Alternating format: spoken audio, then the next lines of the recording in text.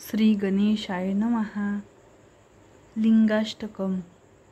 ब्रह्ममुरारिसुराचितलिंगं निर्मलभाषितशोभितलिंगं जन्मजदुःखविनाशकलिंगं तत्प्रणमामि सदा शिवलिंगम्।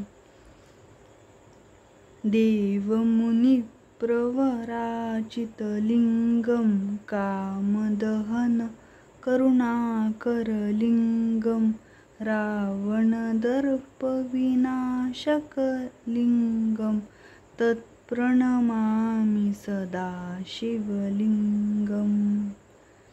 सर्वसुगन्धिसुलेपितलिंगं बुद्धिविवर्धनकारणलिंगं सिद्धसुरासुरवन्दितलिंगं तत्प्रणमामि सदा शिवलिंगम्।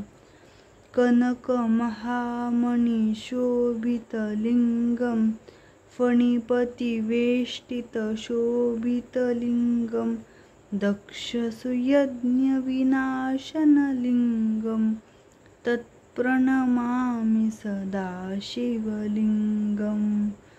कुङ्कुमचन्दनलेपितलिंगं पङ्कजहारसुशोभितलिंगं सञ्चितपापविनाशनलिंगं तत्प्रणमामि सदा शिवलिंगम्। देवगणार्चितसेवितलिंगं भावैर्भक्तिप्रवेशितलिंगं दिनकरकोटिप्रभाकरलिंगं तत्प्रणमामि सदा शिवलिंगम्।